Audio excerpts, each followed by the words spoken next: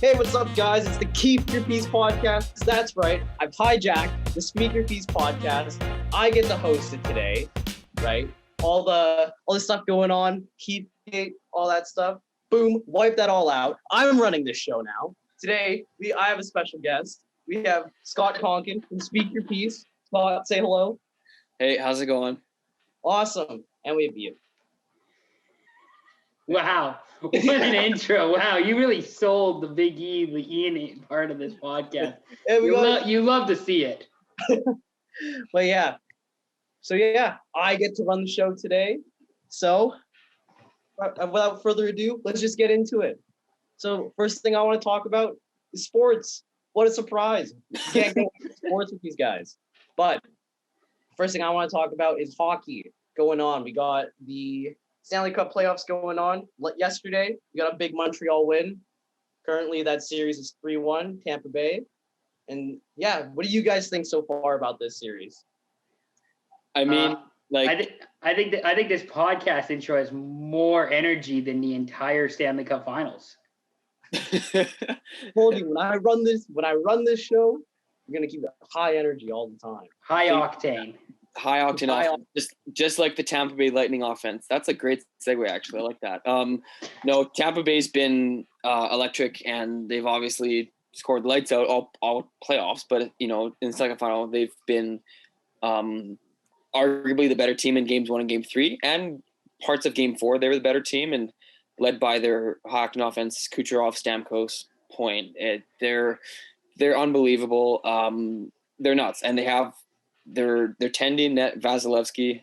Stupid. He stops everything. But it's going to be tough for Montreal to drag their way back. But of all the teams from the Final Four, I think they're the one team that could do it. Yeah, Ian, got anything? I mean, Montreal is probably going to come back down 3-0. Let's be real here. This is the Montreal Canadiens. This is the NHL. This is how this all works. It's just you play the slow grind, 3-2 overtime game, and then you just win every game for the rest of the finals. Even though I think I texted Ravisher, SYP Creator Rav last night. I texted him like, "Can we just get this series over with? Like, can we just be done with this? Like, can we just get to the off-season content?"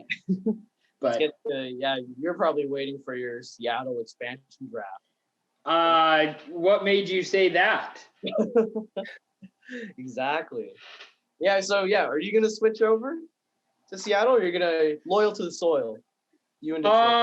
I'll have rooting interest in both. I mean, I write about Seattle, and I'm a Red Wings fan. Like, I have enough Red Wings stuff that I can't give up my fandom now. So it's probably like 55-45 Red Wings to Kraken support, I would say. Oh, that's fair. Interesting. But yeah, I got a question for you guys. Bring it. So, why is Montreal so good? Why are they so good? They're down 3-1 in the Stanley Cup Finals. They were the 18th best team in the regular season. Why is Montreal so good? Yeah. Is it due to maybe the emergence of Cole Caulfield? The Tyler Toffoli signing? I have an answer for that. Yeah, go ahead. So if you look at, frankly, both Montreal and Tampa Bay, but if you look at Montreal, start from the net. Who's in net? You have Carey Price, who is arguably the best Canadian goalie right now. That, up for debate. Fleury just won the Vezina, up for debate. Anyway, Carter Hart's in there too. Yeah, okay. Ian, you're not biased at all, but that's okay. Yeah, Price. Again, you have Price in net, who's a brick wall, and then you look at the defense core. You look, Weber, Sherratt, Petrie, Edmondson, Romanov, who had a big game last night, and Kulak was good, and plus they've got Gustafsson and Merrill on the bench. Not even on the bench. They're in the stands, which is just something to say about their defense core and how deep they are. They have I would say 6 defensemen that I would trust as a coach, putting them on the ice not in any situation, but they're 6 solid defensemen there, and their all 4 lines are good, and all 4 lines can score. That's why they're good. Anything to add, Ian?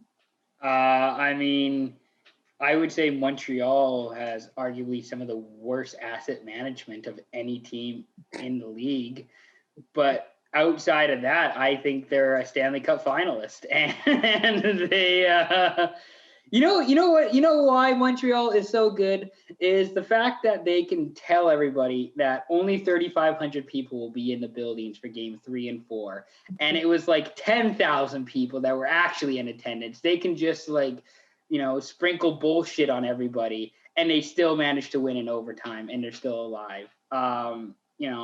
It's only a lie if you believe it's a lie. And Montreal has no one believing it's a lie.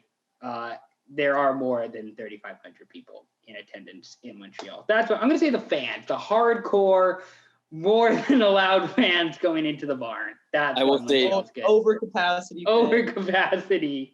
Well, speaking of overcapacity, the streets of Montreal were just there's probably more people outside than there are. Actually, there is more people outside than there is in the building. Yeah. Which, I mean, fair enough. There's, less chance of transmission if you're outside compared to being inside. I don't know, when they show those cutaways to the outside, I don't know if there's less of a chance. Well, I mean, that's okay. There's probably something to be said for that when it's just, dudes kissing one another like on the streets of Montreal with their masks on their chin. Like, yeah, that's probably not a COVID-friendly activity to do. But I mean, it's the finals. What else? Like, what else are you gonna do? July 1st came around. COVID said, "See you later. I'm gone. See you next summer."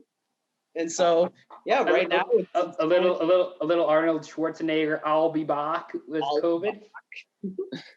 But yeah, and then I had this one I want to get your guys' opinion on this. Everyone just loves to mention Tampa Bay and the salary cap. I just want to be just super over, but they could, the whole salary cap rules. I just want to know what you guys think. Ian, you go first. You're big. Good. I hope Tampa Bay goes over. This salary cap thing is fucking stupid anyways. I hope they go over. I hope, more teams decide to go over in the future. I hope this is how good Tampa Bay is. Tampa Bay rested their arguably best player, Hart candidate, all year, still managed to finish third in their division, which is a, fairly competitive division. And they're in the finals still. Like, I think more teams should be doing that. That's what I would be looking to do is, like, who can I put on LTIR? Yeah. And just keep adding people. Like, I will say, from Tampa Bay, like, the whole salary cap, yeah, they're over. It's stupid. It shouldn't be a thing. They should change the rules. But it's not even that, too. It's how Tampa Bay's built their team. A lot of their team's homegrown. If you look at up and down their lineup, they only have maybe 7 or 8 of their 20 roster players that are actually not from the franchise, which isn't that many. Normally it's like 15 or 16 out of 20 that are not homegrown. Shout out the Red Wings for acquiring Kyle Quincy for a draft pick that would eventually be Andrei Vasilevsky. Let's go. That was a trade? That was a trade. You could go pull that up right now. That was a trade that Kyle Quincy was traded for a first-round pick. I'm pretty sure he was, yeah. Wow. Ken Holland is great, and that's why he's running the show at Edmonton. He's a vet. He knows what's up. Yeah, the intangibles. So, yeah. And then, yeah, you guys think, what do you think? Is Montreal kind of in the mud now, though? It's 3-1? You guys think? I'm going to say the Habs come back because fuck it, why not? The Habs will fight. If there's any team that'll do it, it's the Montreal Canadiens, who will just play their trap, slow grind game and will bore the hell out of everybody for the next 3 games and then win them all. Then win. Yeah. The other thing, Montreal has to have Price playing better, and he was better last night. So that's a key thing. If you can get Price back, then you're solid. Yeah, Price will be obviously. Without stating the obvious, he is the backbone of that team. What Montreal does in the next 3 or 1 or potentially 3 games will rely on solely what he does. Well, not solely, but a lot on what he does. Yeah, 100%.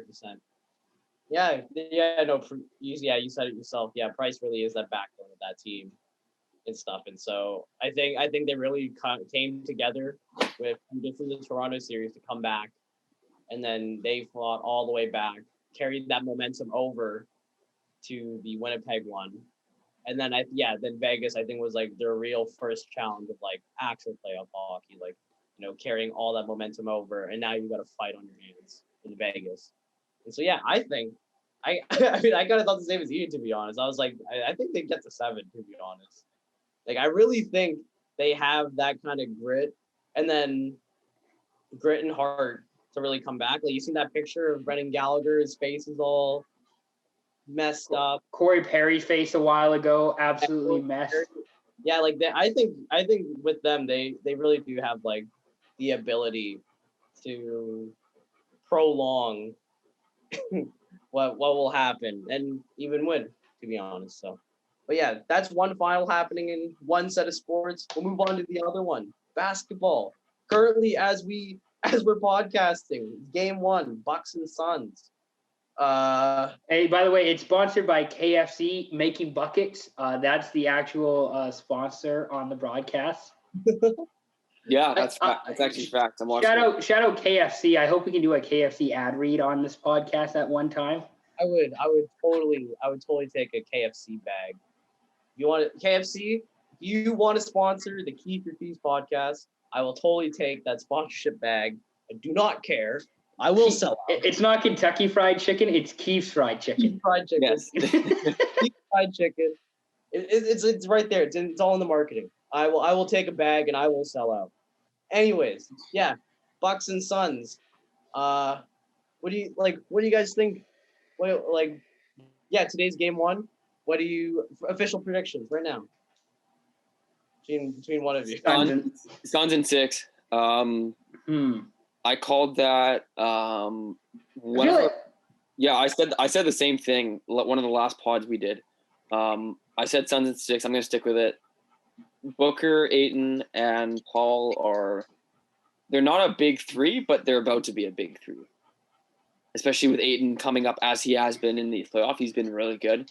He's been just an absolute force in the paint, and I'm pretty sure he's going to be guarding Giannis. Or no, maybe it's Crowder, but either way, whoever's guarding doesn't matter. Like Ayton's been a beast, so go Suns. They're not a big 3. They're a sizable trays.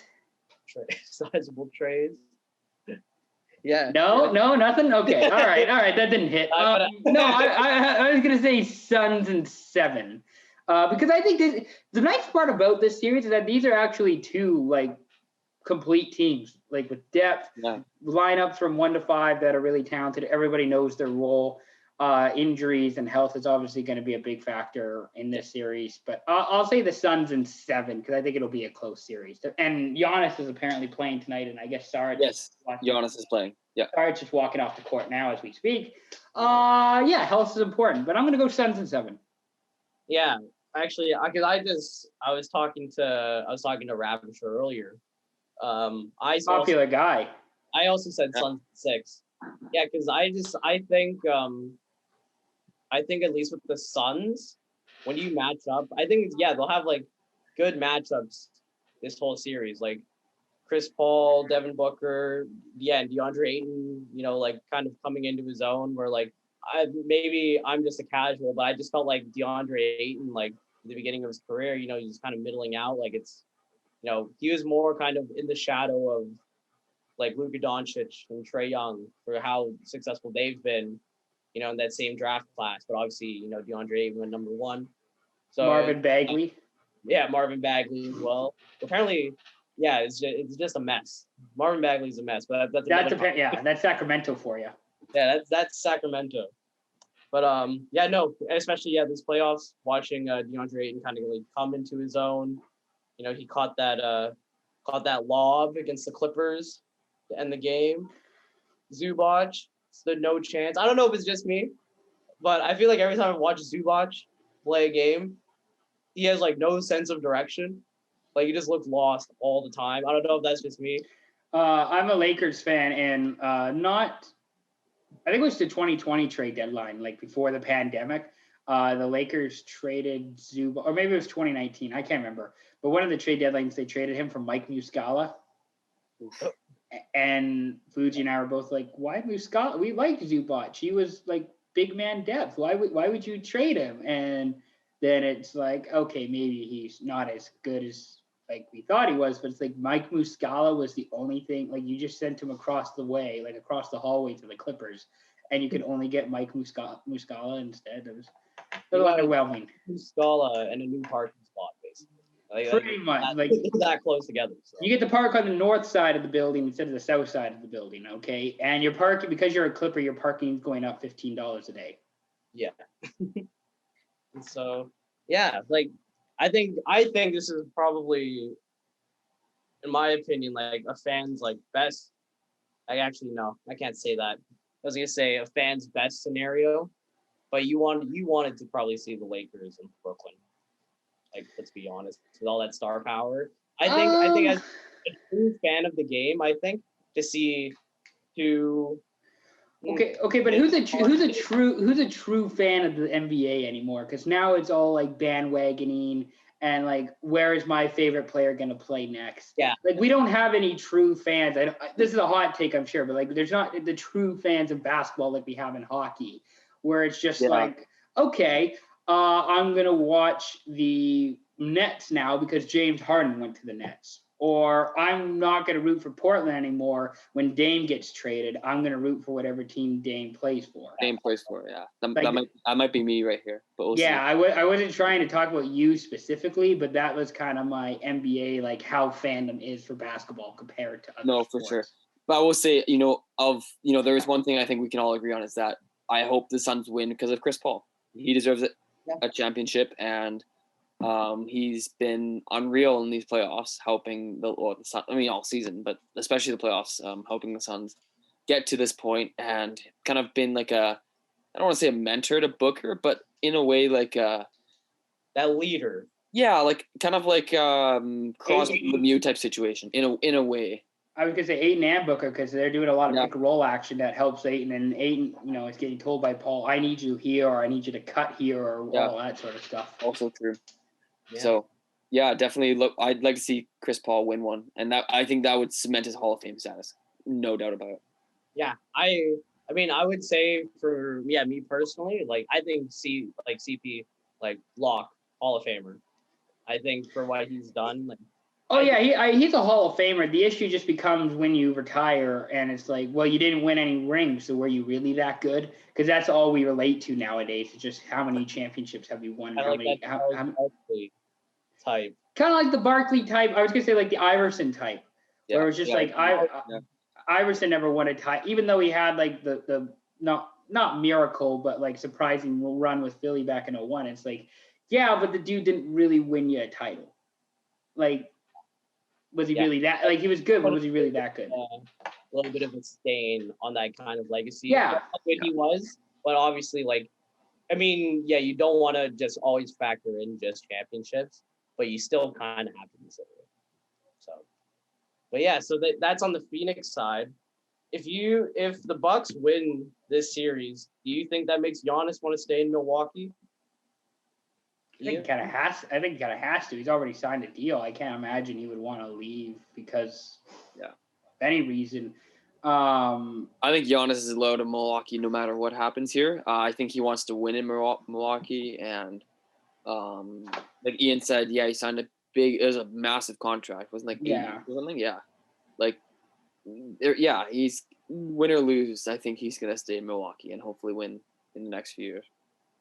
Yeah, because I mean, there's all that talk before, it's like they're not really building around him. They brought in Drew Holiday, which look at Drew Holiday. Drew Holiday's been a awesome addition. But Chris Middleton, what do you think this does for Chris Middleton as a player? Does this kind of I've seen a graphic where it starts with Chris Middleton is good, has a couple bad games. Wow, Chris Middleton is bad. Has a couple good games. Wow, Chris Middleton is good. And it keeps doing this cycle. But I think right now, at least in that cycle, the way he takes over, pretty much the second half, I think you have to kind of cement him as he's up there in that kind of like second, third tier of all-stars, just for how he's playing. That's a hot take. I don't know. I'd say Chris Middleton's kind of like a Goran Dragic type to me. Like that kind of very under the radar type player, but seems to perform well when it counts. and plays on good teams. Like, I mean, Dragic last year with Miami was really good. Middleton this year has been, I mean, he's always been pretty good, but he's never, I wouldn't say he's like on the all-star level, but in these playoffs, he's all-star level for sure. He can't shoot off the dribble, according to my brother. We'll have to bring next time for.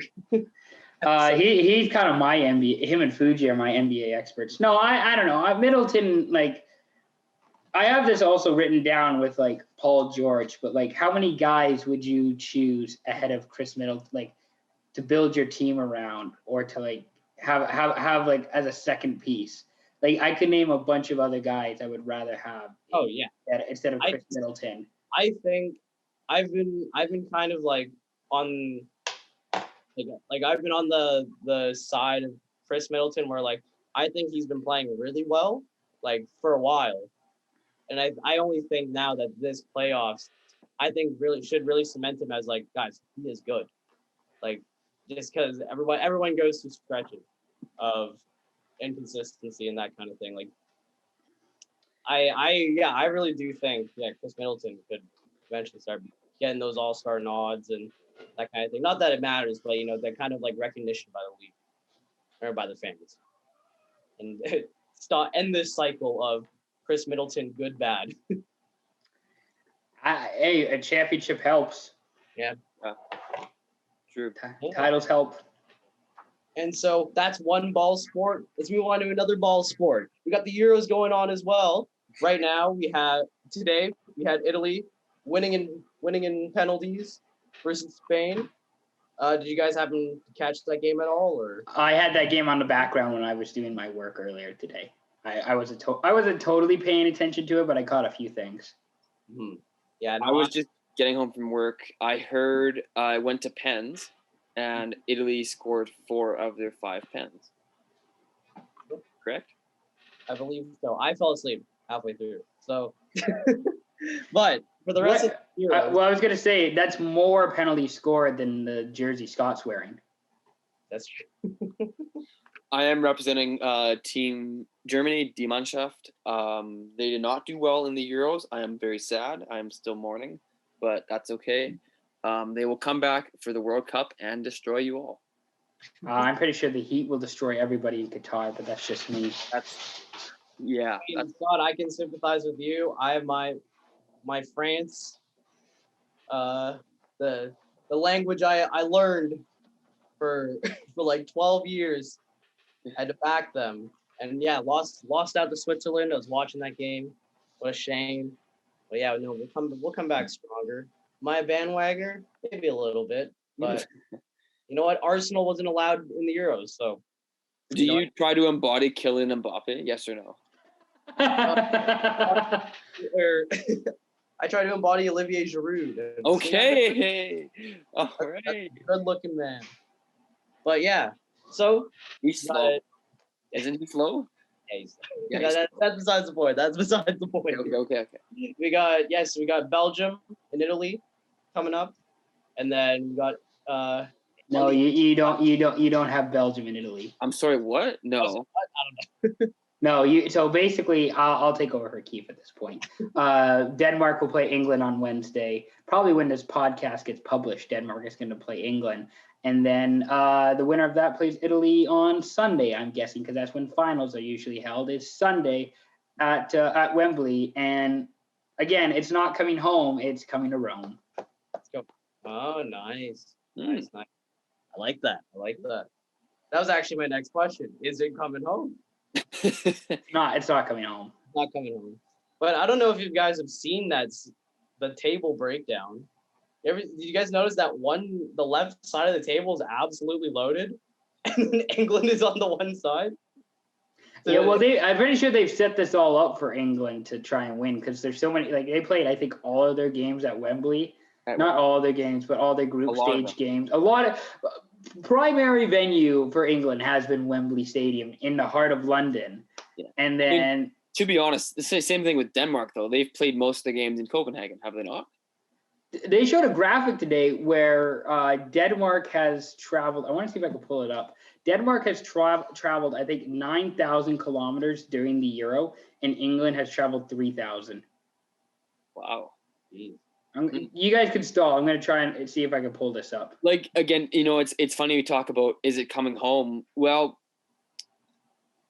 it's going to be, I mean, there's no assumption that England's going to win against Denmark, which they should. Correct. Again, Keith, correct. Yeah, they should win that game.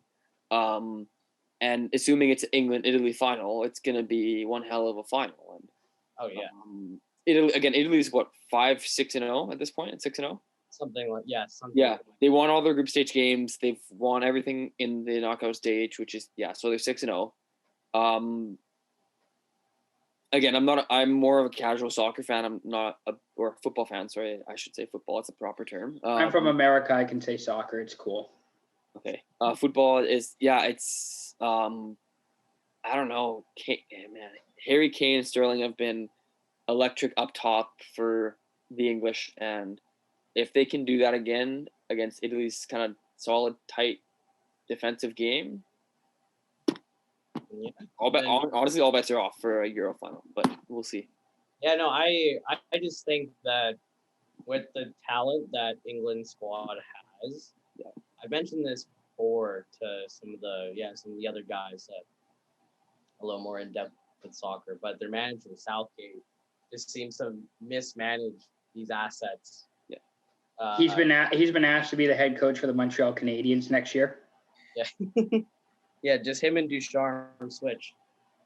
They talk about like one thing with going on with England is Jadon Sancho is like on the bench like constantly. Yeah, I only think that their previous game he finally got to play. Right. And another player like Jack Grealish has always been good, but it just seems like Southgate seems to just hold him off whatever reason, and that it just seems like their manager with such like a big and like deep squad just seems to always mismanage those assets. And so I think when you get to a game against Italy,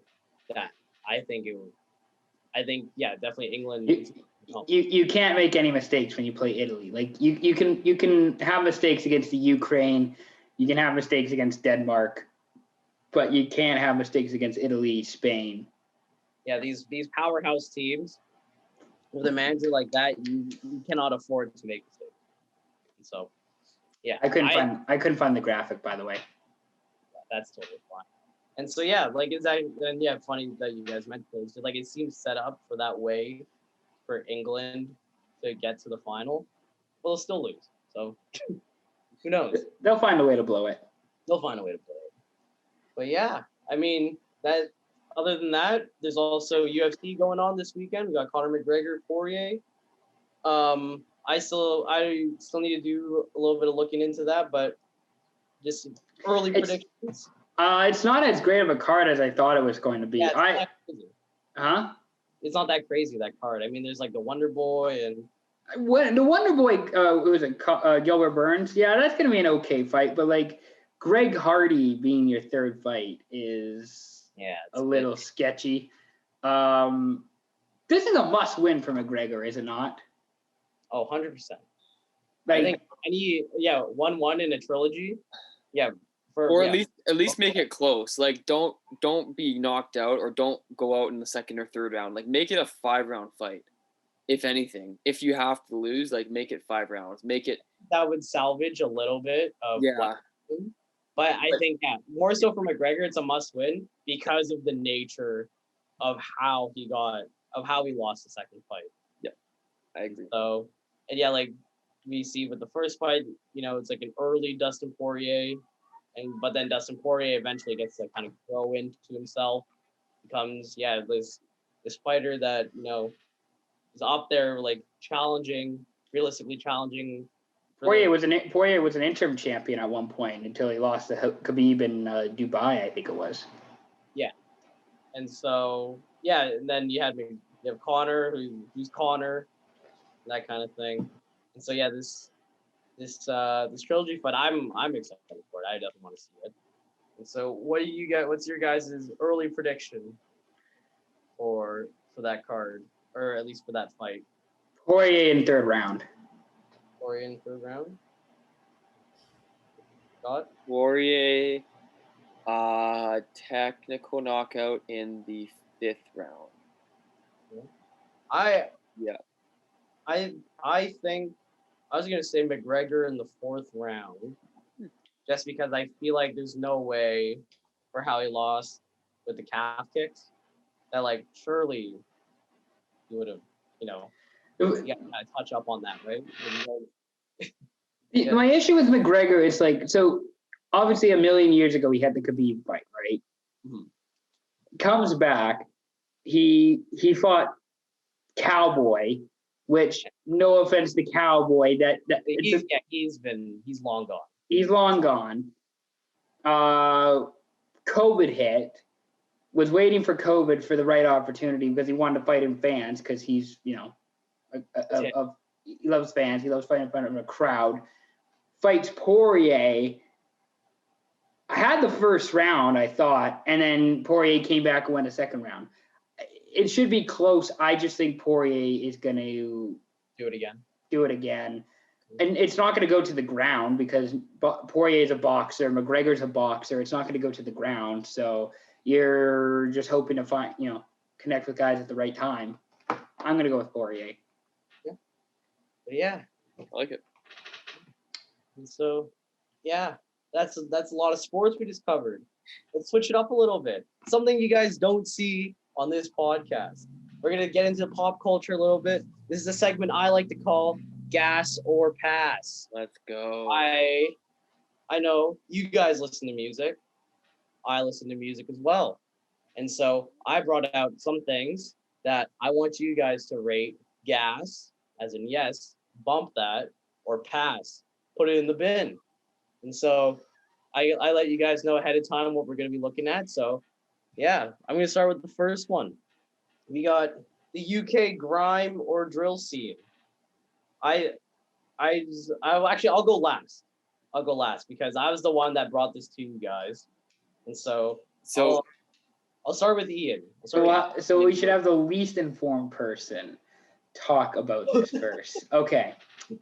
I like the sounds of that. I'll say gasp. I'm getting into it. I'm that asshole when it comes to music. I don't usually like new stuff at first. Like I have to listen to it a few times to actually enjoy it. Also mood, like how I am in a certain mood impacts how I like a song. I'll say gas. I was listening to this guy named Fizzler. I don't know if you've heard of Fizzler. If either of you have heard of Fizzler. He's got this song called GUY Guy. It rocks, man. That song rocks. I insist anybody who enjoys music to go listen to Fizzler on Spotify. And no, this is not a Spotify ad read. This is just me telling you to go listen to this guy named Fizzler. But overall, the whole scene, I would say, I call it the scene, even though I shouldn't be calling it the scene. The whole scene, I'll give it a gas. Give it a gas? Okay. Scott? I'm going to say gas with an asterisk. Let's go. Gas. I need to elaborate here. So when Keith brought this question to me, I went and looked up UK grime playlists on Apple Music. This is not an Apple Music ad read, but here we go. I will take Apple Music and Spotify sponsorships. I will take those. The Kief Peace podcast will gladly about all those. What's a podcast? A true crime podcast on Spotify that we could sponsor on this podcast. No, but that'll be next episode. That's next episode. That's next episode. Scott, continue. Sorry. I like it. I don't think it'd be for everyone. The first song I listened to, I actually like. I still have on my phone right now. It's good. Is it by Skepta? It is not, but Skepta actually, I do have a song from Skepta, but it also features Pop Smoke. That's one of my favorite songs. So, yeah, I like it. I'm gonna say gas with an asterisk because it's not for everyone. But if you like it, you like it. Then fuck yeah. But if you don't, then gas with an asterisk. That's my answer. Yeah. And so yeah, no, I think it's gas. I think from a lot of the music that I listen to, I think overseas a lot of it. It's a nice change of pace. A lot of like Western hip hop and rap and that kind of thing. I actually think the UK scene is like way more creative in terms of their like the production. I think you'll hear a lot of like crazier things that you're like, whoa, that sounds like I would never even thought to use that. Or even their lyrics and stuff. Like a lot of the lyrics that you'll hear in those kinds of songs, like it's just like they just got layers that they got layers, but then also like it clicks with you right away. You're like, whoa, like that was actually kind of sick. Like how do you think of that? And so yeah, no, I'm all for it. I give it a gas 100%. I think I was gonna say my brother, he got me into like the music, right? Yeah. And I'm pretty sure he like either galaxy brained himself or is so far past that now he's listening to like French and Russian, not drill music, but like whatever the Russian and French equivalent of drill music is, that's what he's listening to. The French scene goes very hard also. I wish I actually paid attention in French and I could actually make out what they're saying instead of just being like, yeah, no, this is good. No, I like this. Sounds into it. Yeah. Yeah. Good sounds. Speaking of French music, I give not on the list, just a side note, Maitre Gims, French rapper. Mm-hmm. I give him hella gas. Hella gas. He's unreal. Yeah. Yeah. So yeah, the next one I wanted you guys to listen to as well. The new Tyler the Creator album. I felt like you guys. I don't know if you guys were Tyler fans before, Scott, and we spoke on it a couple days ago. Yeah, you never. I believe you said it wasn't really what you kind of listened to firsthand. So I will say, Juggernaut is gas. The new, I think it's one of the songs on his new album. Juggernaut's absolute gas. I'm not a Tyler the Creator guy. I'm gonna say pass just for the sake of saying pass. I think Tyler the Creator is very much an acquired taste. You either love him and you love his music, or you just don't love his music, and I just don't love it. I'll listen to it, but I don't love it. So, yeah, I'm gonna say pass. I like Tyler. I'll give gas. I like Tyler the Creator because he's like he reminds me of Israel Adesanya, Stylebender, in terms of just personality and just like I don't give a fuck. I'm just gonna do whatever I want. That type of routine that I personally enjoy. Lumberjack. I don't know if this is my favorite song, but I do appreciate it because Lumberjack is literally just a song about his parents having sex and about how his dad didn't pull up. That's essentially the entire song. Lemonhead I liked. Juggernaut was also good. I like Juggernaut. I like how it flowed pretty much the entire time. Like it had a really good flow, I thought, from start to finish, like the entire album. Not the entire album, but it flowed pretty much from one song to the next really well, I think. Yeah. I'll say gas for, what was the name of the album again? I'm sorry. Call Me If You Get Lost. Call Me If You Get Lost. That good. That's gas. Mm-hmm. Yeah, no, I agree with you, Ian. I felt like, it was like he told a story through the whole thing. Like just how it flowed. And then. And you totally related to Lumberjack about, your parents. Like, yes. I learned about that. Like, my parents did the same thing, Tyler. Yeah. He's like, we're the same. You really you're really just like me. A lot of it I really enjoyed. Not even just like the songs itself, but like the storytelling aspect and that kind of thing, just like the way it flowed in. And then songs like Lumberjack. The first one I think is Sir Baudelaire. Yeah. How to pronounce that, but that one, I thought it was a really strong start to the album. And as a whole, I give it gas exclamation mark. Okay. Those ones, yeah. And then the last one, I think we'll end this segment off with is the new Migos album. The one that was not as relevant now, but like from a couple weeks ago. And so I don't know if you guys had a chance to listen to it, and so We're not. We talked about Culture 3. We're not. Is that not what we're talking about? Culture 3, yeah. Okay, Culture 3. We talked about that before. I'll say Gas. I'm generous. I'll say Gas. I thought the Migos album was good. My problem is that the song I've started listening to more is Mahomes, and not necessarily it's a good song, but it's just like, you know, the connection between a football player, where it's just like, not that I root for Kansas City or I'm a huge Patrick Mahomes fan, but it's like, oh yeah, I get that. That's good. That's good. I like that. I relate to that. I know who you're talking about. I understand the reference, and that's it. That's most of what I've been listening to. Otherwise, that's a good album. We've talked about it before, Scott. Yeah, we have. So in my notes here, Keith, you asked for gas or pass. I say floor it. So all gas, no breaks. Culture 3 is a great album. Modern day, probably like as OG of Migos as it gets. That's like a top 5 song for me. Straightenin's good. Straightenin's getting overplayed at this point, but it's good. What You See with Biebs is good. Light It Up with Pop Smoke is good.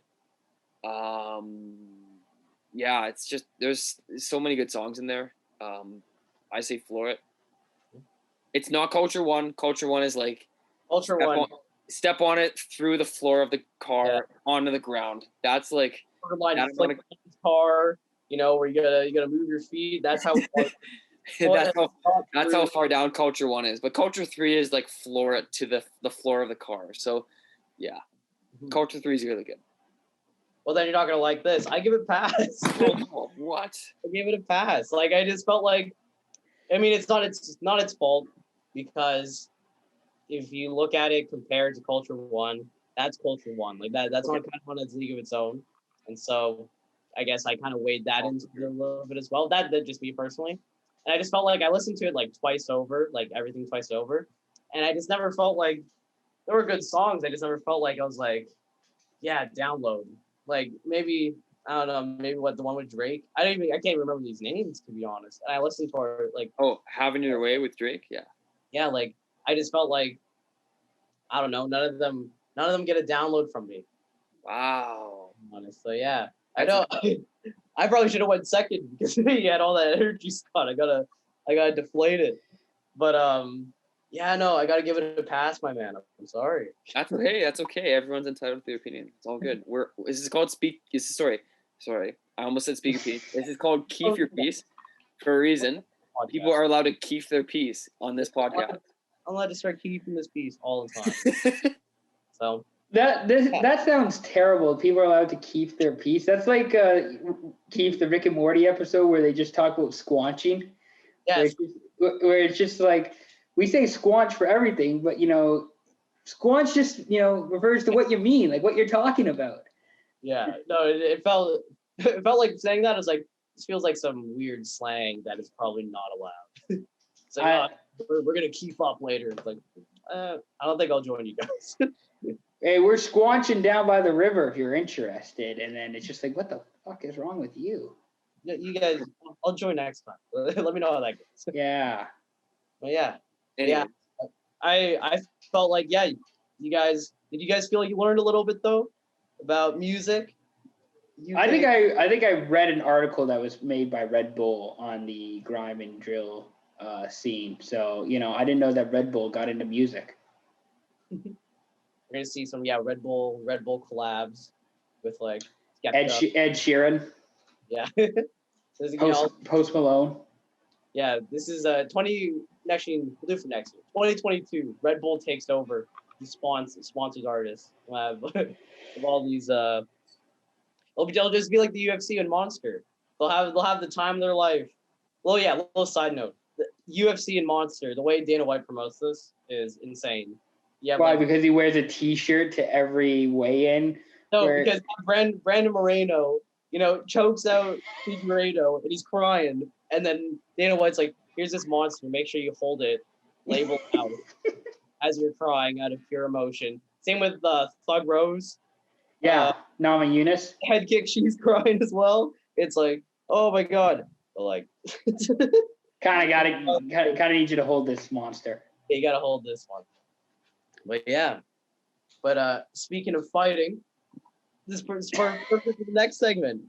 I call this one "Get a Room," and so I got a lot of time on my hands sometimes, and I got up to a lot of funny ideas, and so this one, hopefully you guys are prepared. Imagine just a room, no windows, right? And we put two random things in there, and they have to fight to the death. What would happen? And so that's what we're going to talk about today. And so I'll go first because I had this one. As soon as I thought of this one, I was like, this, I have to pitch this idea. I can't wait for this.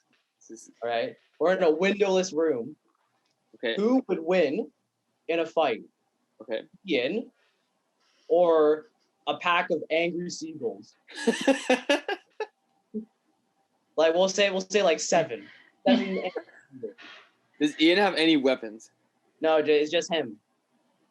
It's just his bare fist. You know, it would be close. Seagulls. You move to a pack of seagulls. It would be close. I mean, I think I would be a little bit intimidated by like, because they're seagulls, right? So they're probably screaming and they're probably hollering and cawing at me. Just like, I didn't choose this. Someone else put us in here. Like, this is not my fault. Why are you yelling at me? And then it's just like, come on, guys, let's not yell. Let's be okay. Let's be civil about this.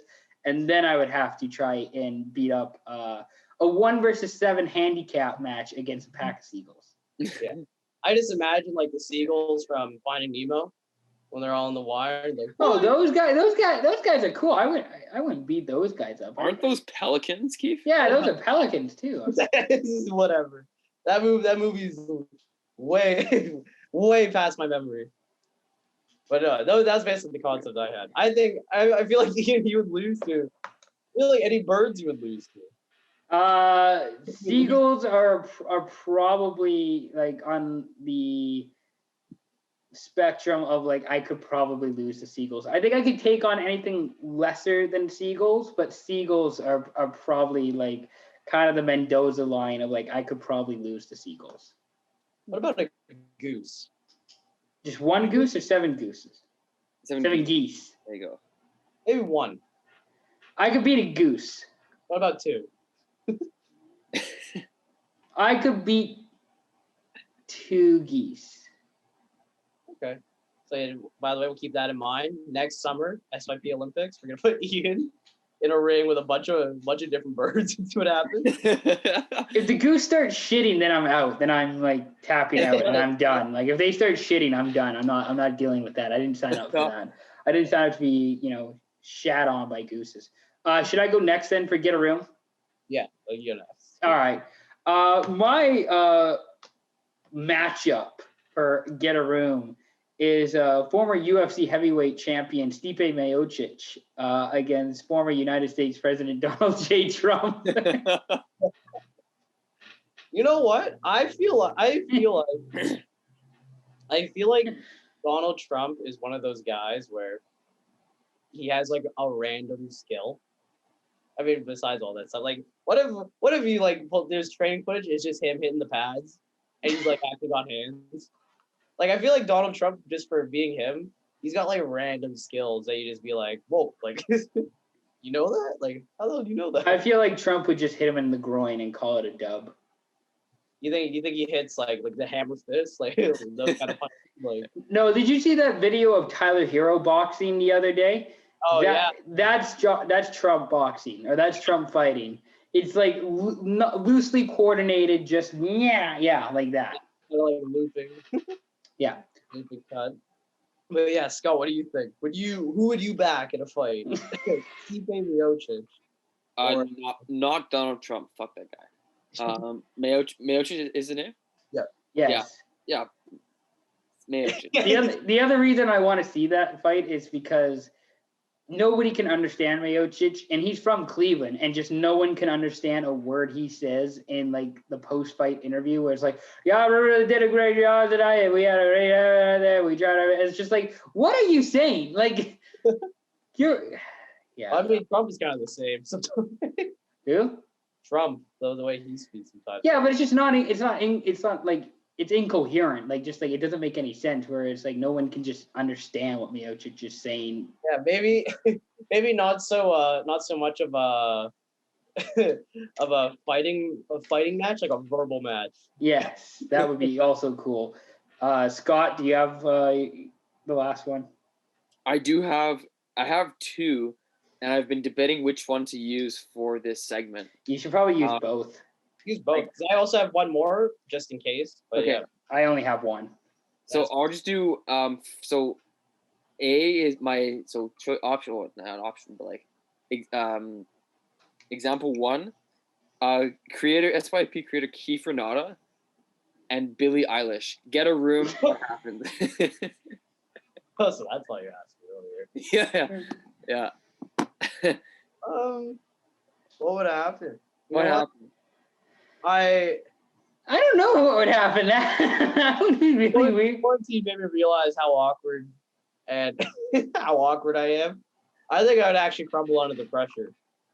I would just be a nervous mess. I would start sweating. And then it's just like the small talks that like, so you come here often? And it's just like, no, I've never been in this room before. I don't know where I am.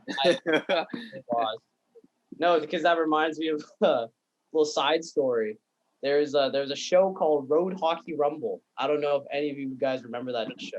No. On like, I think it's OLN, that network, some sort of like mid-tier. I don't know if they're Canadian network. But. No, OLN was American. So you're talking about like C-level television here. Yeah, they had a show called Road Hockey Rumble. These two guys that go around Canada playing road hockey, right?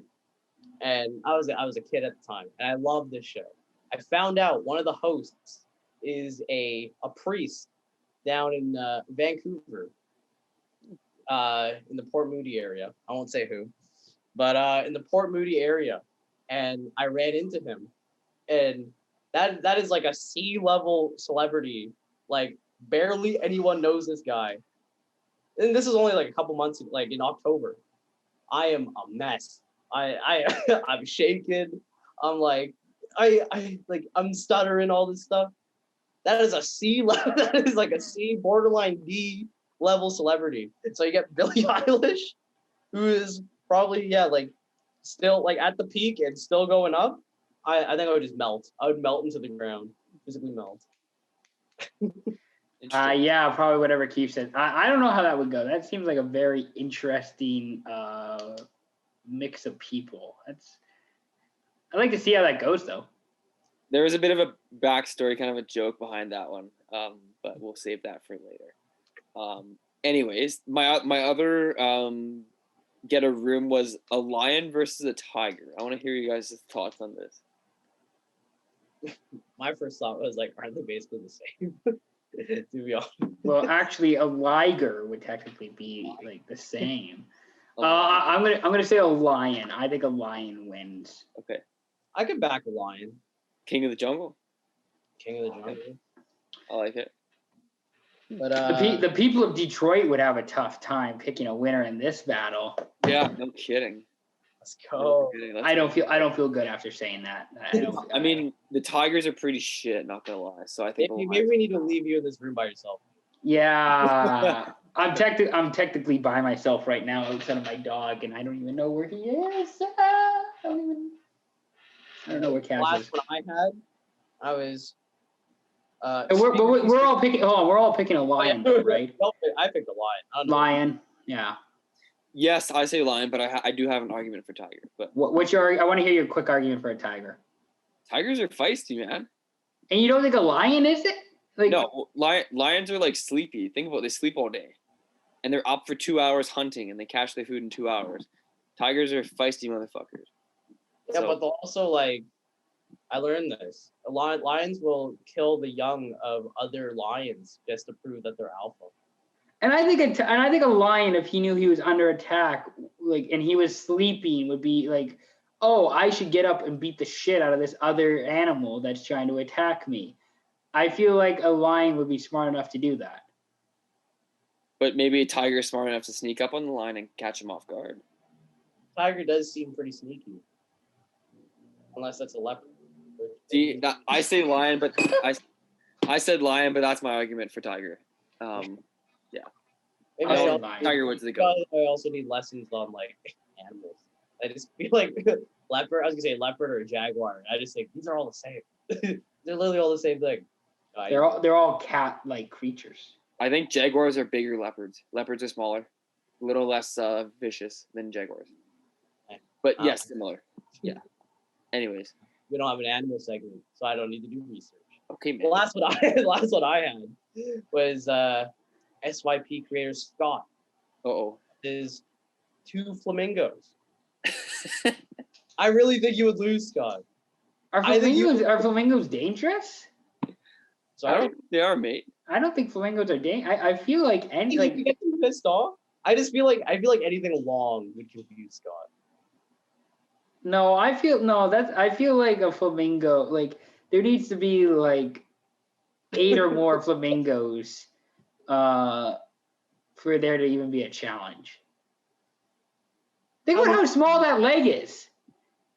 How Yeah, many flamingos? You just sweep the leg and there's Yeah. there goes 2. We're done. Easy. No, I just have this idea that I think just the lankiness of these flamingos just confuses the hell out of Scott. But dude, look this wingspan though. Look at the wingspan. You can't even see my hands. Oh, flamingo's longer than you, bro. Hey man. Okay. How many flamingos do you think you can take, Scott? 4. Easily.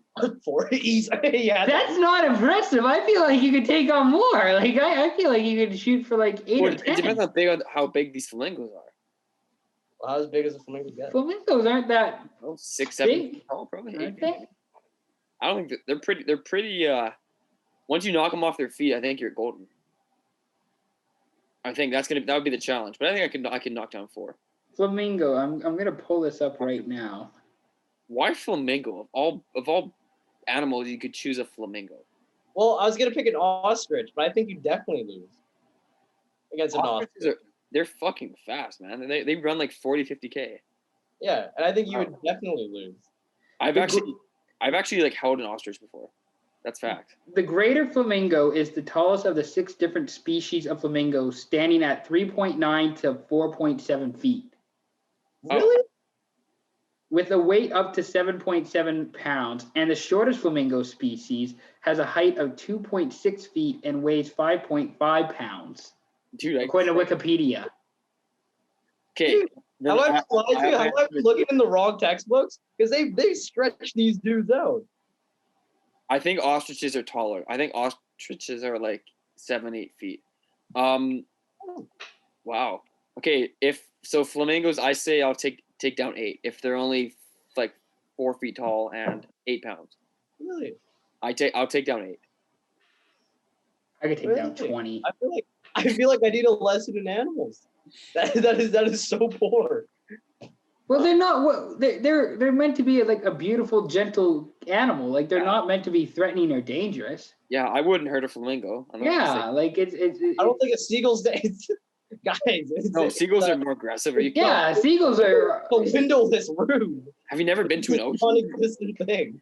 Have you never spent time near a body of water and spent time near a seagull, which is like intimidating and more aggressive?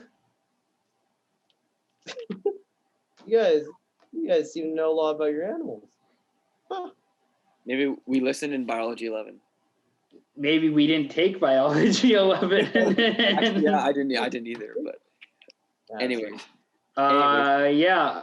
what's the next segment? Yeah, what's that? No, I mean, I'm actually sorry. I'm just so blown away that first of all, flamingos are like 4 feet. I always thought they were like 7, 8 feet. So high. Like That's according to Wikipedia. Who knows what Wikipedia is? Like Wikipedia might be wrong, but like. no, okay. Well, anyways, yeah. Last segment I came up with. Yes. This one, Shark Tank, where I come up with a lot of funny ideas, and I love the show Shark Tank, and so we're gonna take a little bit of inspiration from them, but this time we can actually use their ideas or our ideas We're gonna have you guys vote at the as soon as this podcast is released. Put up some sort of poll if we remember to do that, and we'll have you guys vote on which one do you think you would back. This sounds like a If, Scott. This sounds like a Scott thing to post on the polls on the story. Oh, is it? Okay. Don't worry, I run the polls. won't be too hard. No, Yeah. easy done. So Scott's the electoral college of SYP. yeah, and so I also don't feel great about that joke. stay in this room. Stay in the room with your apparently docile flamingos. All right. So we're all sharks today, and who wants to go first? Who feels lucky? Who feels like they're gonna get the funding for their idea? Do you want me to go first? Ian, since you're the top business student, you should go first. Okay. So Ian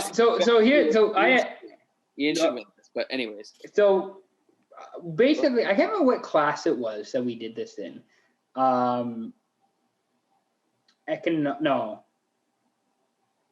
Marketing 12. We did a marketing 12 where pretty much I did a project. I'll tell you who I did the project with afterwards, and you'll be stunned that we even completed this project. But basically, we had to come up with an idea that we could sell, we could market, and what it would be used for. It was sort of like an Amazon Alexa, except it actually did all the things in your house, like turn off lights, lock doors, basically, and you could connect it to your phone. I'm sure they already do that now, but basically, this was like when were we in grade 12? 4 years ago. Basically, that's what we did. That was our idea. So basically, it's like a Amazon Alexa that you place in the center of your house, and it can like different shower settings, different light settings, turn off your lights, different toilet flushes. Do you want a max flush, a low energy flush? I'm not selling this really good right now. I'm just remembering back to a school project we did, because what I really want to promote is my stand-up career. I was talking about this before we recorded with SYP Creator Kief. I think I could kill it in stand-up if I just practice and I just work on it a bit. You guys should fund my stand-up career so I could go to different clubs around Canada and maybe even BC. Who says no? Yeah, we leave a little GoFundMe. Helps. Yeah, well, the other thing is that when I get when you do your comedy special and you have to have like the funny name, like I don't know what the name of my comedy special is, where it's just like Getting Naughty with Ian McNaughton. maybe that's it, or something like totally the one, or something like Joke Teller with Joke Teller. Anyways, my stand-up career. Would you want to fund that? Is what you will pitch to us. Well, I will take 15% of my stand-up career for $100,000. $100,000.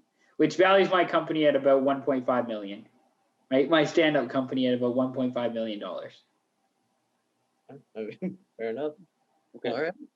But we'll see at the end with these Instagram polls. Who do you think is gonna get the funding? Scott, yes, have an idea. I do have an idea. I didn't really have time to come up with a good name for this, but it's so you guys have probably seen me at a golf course. I have like a little device thing. It tells me like the distance from my spot to a certain point. They're called rangefinders. They're common. They've been used for years now, and they're great. However, not all of us are Tiger Woods or Bryson DeChambeau or Phil Mickelson. And sometimes you lose your golf ball in the bush. Well, we have a solution for that. Okay. I'm going to call this the laser finder. So basically, what the premise of it is, so you take your golf balls, you put like a little sticker on your golf ball, which essentially, it's basically negligible in terms of ball performance, essentially. And you put the stickers on your ball, and if your ball gets in the bush, you can take out your infrared type sensor camera, more or less.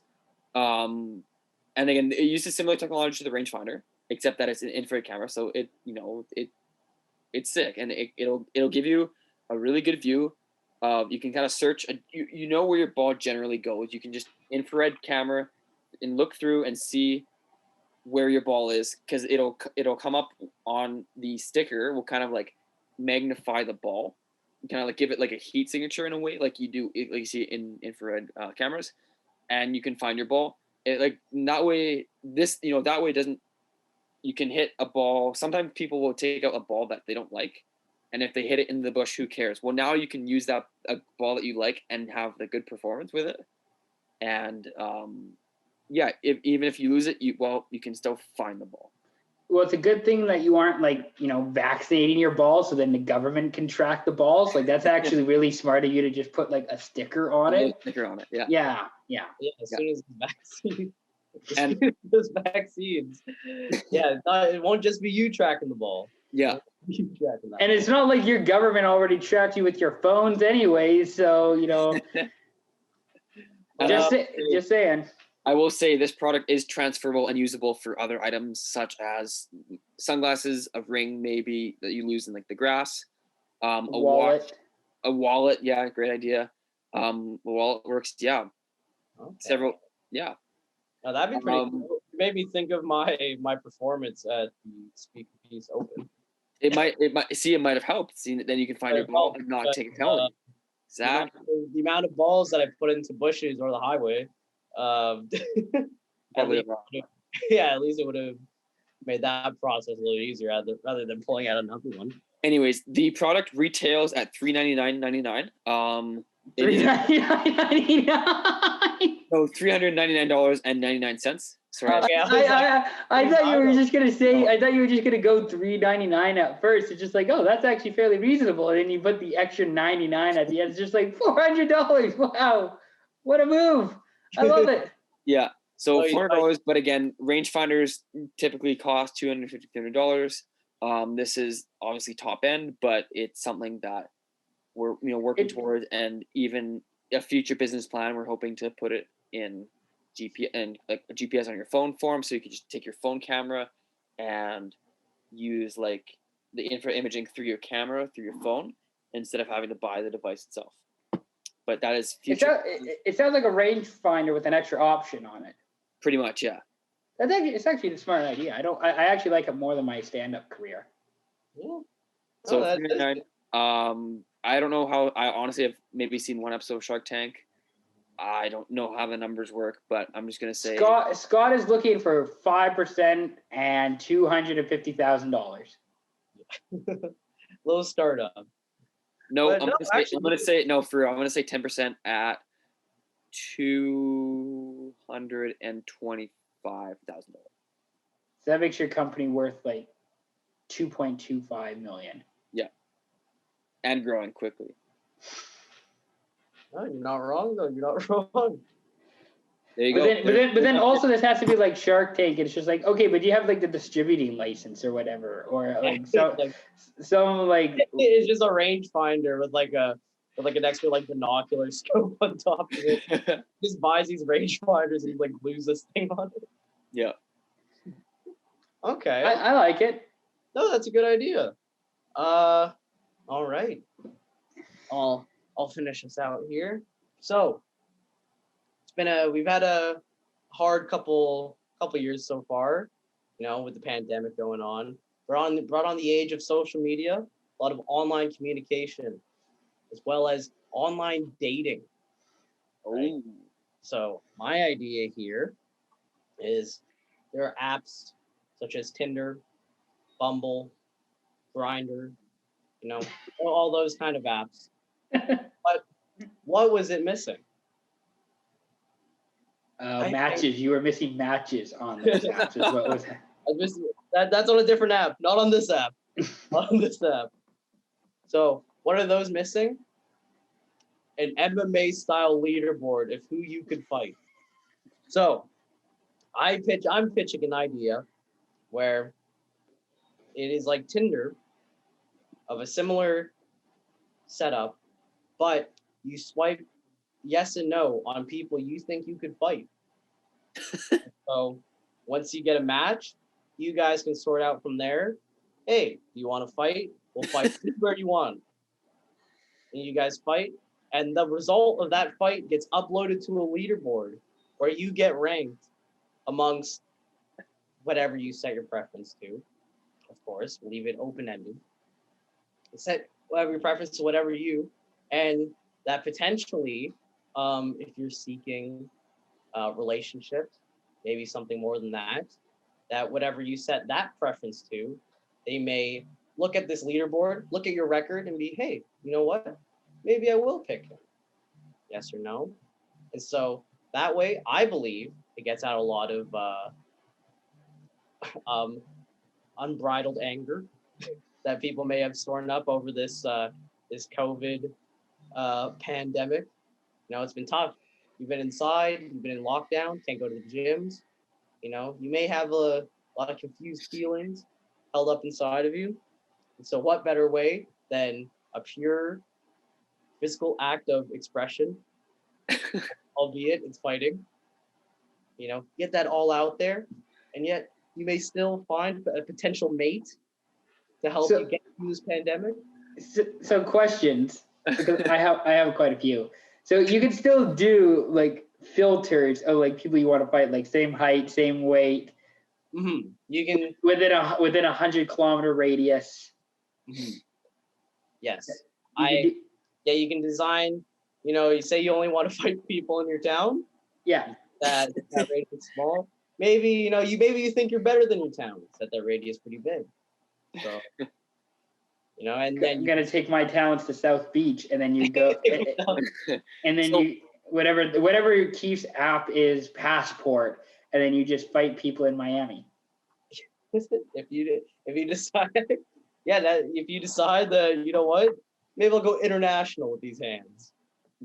Open up the Passport, head over there. So Kief, I want to clarify something. I think Ian, I might be asking one of your questions, other questions. Just to clarify, so you're fighting against other men. If you're male, you're fighting against other men, right, and the leaderboard helps the women pick who they want. Yes.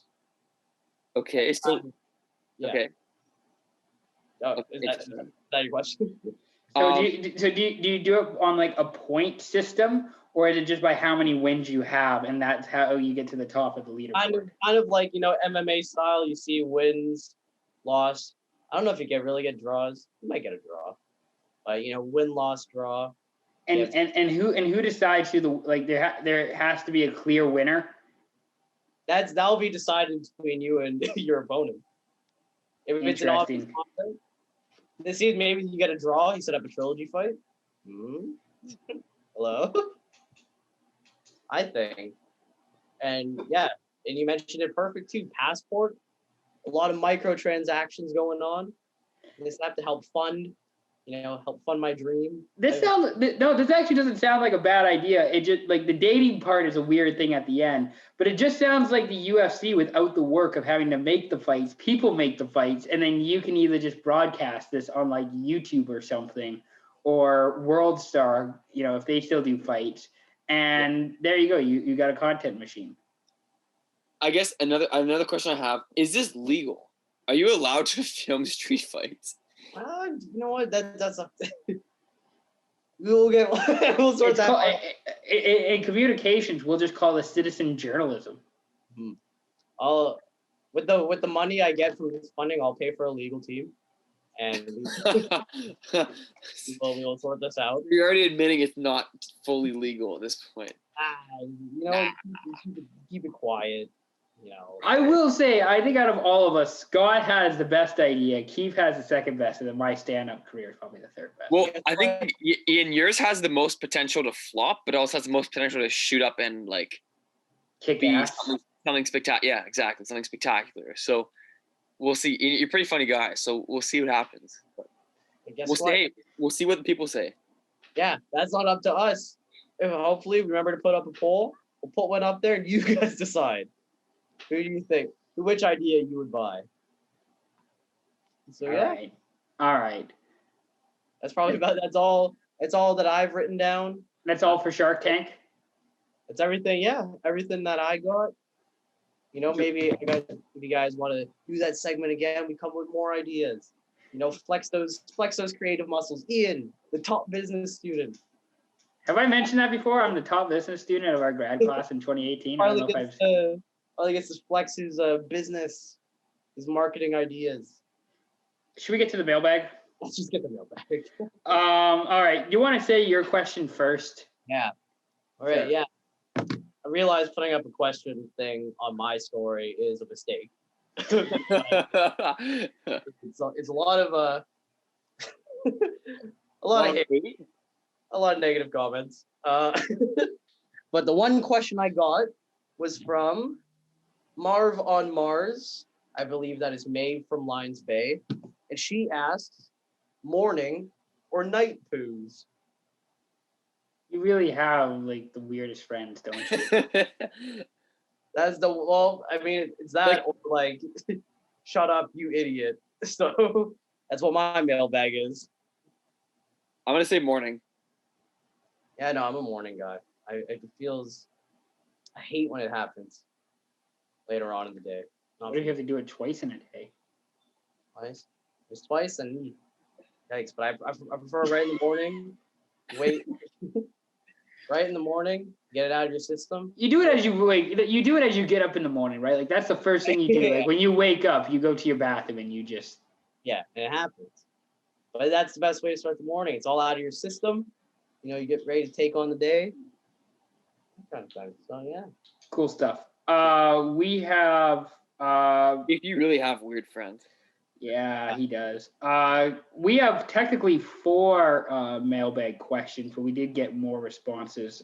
First, Matthew Mosquita says, this is going to be a banger, which I think this podcast has been. Which actually, I'll step in real quick. Yes.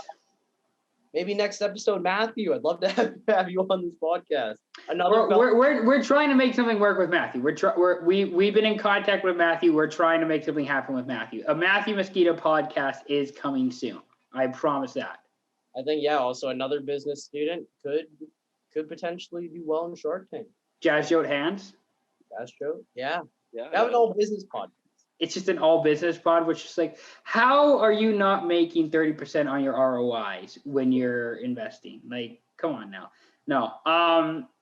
Daglin Devlin asks, what is your thought of the upraising use of SARMs in underage kids using? That was not a great.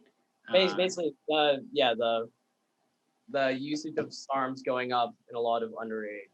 I'll be honest, I Googled SARMs because I had no idea what SARMs were. No idea. I'm assuming they're just steroids. It's similar. Yeah.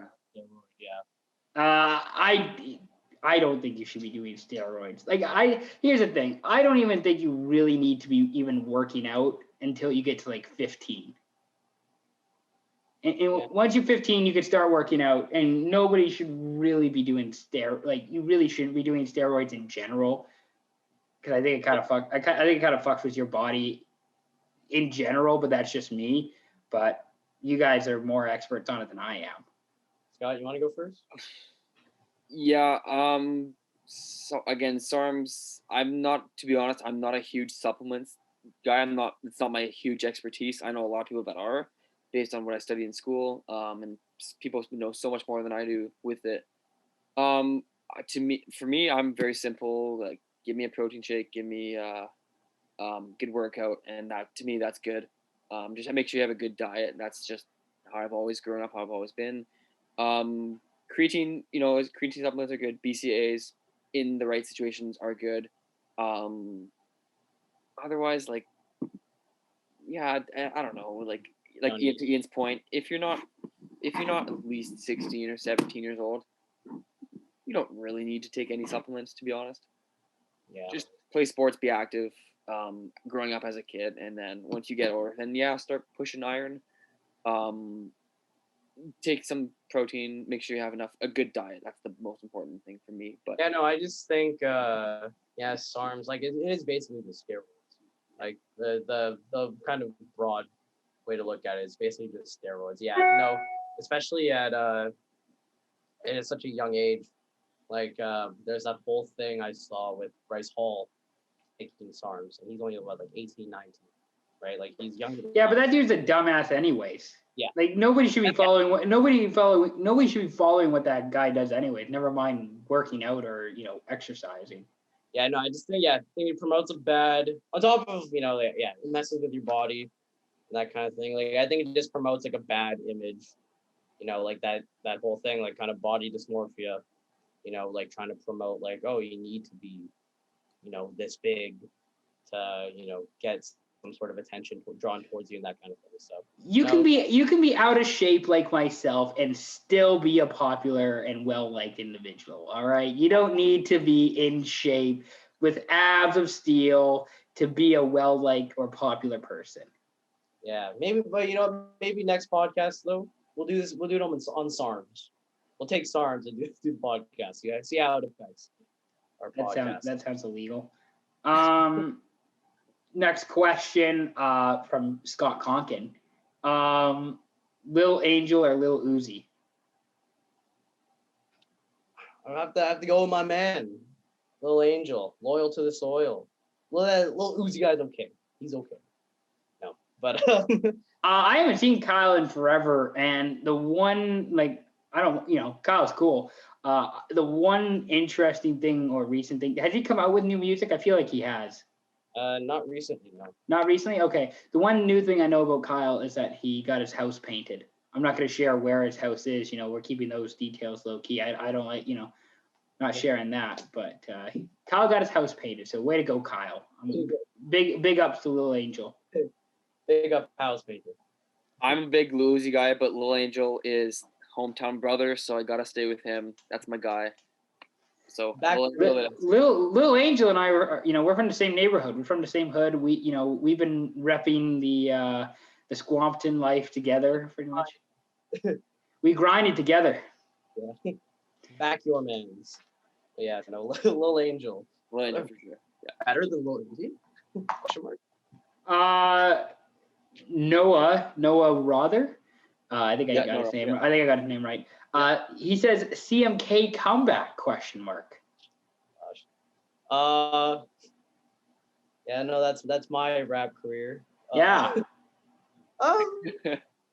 Actually, yeah, maybe. But just listening, actually, yeah, good thing listening to all this new music for, the Gas for Pass segment. It has kind of like revived a bit of an interest in music for me. So I'd be, we'll keep it possibly with a winky face. You're not saying no. I'm not saying no. I just think, we'll throw a little winky face, and then that like the two eyes kind of looking that way, like to the side emoji, maybe in those emojis, possibly. Dawson Penner, not a question, says Kief the GOAT, bring him on more often. Let's go. That's Thank you. fact. Which, I mean, we try to. It's not for a lack of effort that we don't try and get Kief on. It's just timing and trying to schedule everything doesn't always work out. I see you, big guy. See you, Dawson. Hopefully see you back in September again. Yeah, no, I'll definitely try and get on more podcasts. Matthew Mosquito with the last question in the mailbag. Which is better this year, the Euros or the Copa America? Oh, Euros. Sorry, Copa America, but I mean, I have not watched the Copa America game. I've at least had the Euros on in the background. I haven't had the Copa America on in the background. Maybe 2 Copa America games. I just think, yeah, like with the level of star power that you have in the Euros, it's just like it's hard not to watch versus Copa America. I mean, obviously you have like Messi and stuff. Isn't Neymar playing in it too? Yeah, Neymar's playing for Brazil. I think James Rodriguez is playing for Colombia. Yeah. Right now it's 1-1 between Argentina and Colombia in the semifinal. Whoa! Like to be honest, the Copa Americas, like it's from the start it was gonna be Brazil versus Argentina. I mean, it is a lot of years anyways, but like those are the two best teams, and they're gonna probably play in the final. So, to be honest, it's not really a surprise. The Euros are more exciting. There's more, maybe not parity, but there's more like intrigue there for sure. Yeah, like there's a lot of I find there's a lot of like low key countries that are kind of like that middling. Like you have like the powerhouses, but you also have like those mid tier kind of countries that always seem to like make a bit of a run, a bit of a Cinderella run, and those it's just a lot better for the storylines and that kind of thing. And I was gonna say you have a team like Denmark who probably has no business being in the top four, so making a run against England. Exactly. And so and then just obviously the level of star power that at least in Europe that a lot of the countries at least have like a number one star and that kind of thing. Yeah, it just makes it more exciting. Sorry, Copa America, you're kind of boring. I'll pass on Copa America and gas. The Euros, gas, Copa America pass. I'm sorry. There we go. Yeah, that's all the mailbag you guys got? That's all the mailbag, yeah. That's all good. No worries. Well, that's probably draws the end of it. Hope you guys enjoyed the Kief Piece podcast. Let me know if you want me to do this again. If it sucks. Okay, fair enough. But do you have one more ad read you'd like to do quickly? I don't know. Me sprinkling in all me asking for actually no. Let's ask for Nike. I would like a sponsorship. Manscaped. Yeah, that'd be Adult good. Shave Club. I'll also take those. MeUndies. Audible.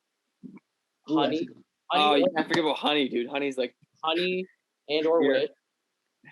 Yeah. And so if you guys like FanDuel. FanDuel is another good one. FanDuel at 365. Yeah. So if you guys like this podcast, make sure to tweet this and tag all those companies to them. Get them in contact with me. Sort it out. And I might bring a bunch more ad reads. The podcast might stretch to 2 hours, 1 hour for just ad reads, but that's okay. You know what? That's the business. That's the art of business. I gotta promote. But if you guys like this podcast, make sure to listen to it on app. Actually, make sure, listen to the other ones on Apple Music or Spotify, wherever you get your podcast app as well, and that kind of thing. And I'd like to thank Ian and Scott of the Piece podcast, let me have, giving me their airtime. And that's about it, guys. Hopefully you guys enjoyed. Hopefully you guys laughed. Hopefully you guys cringed. That's some sort of reaction.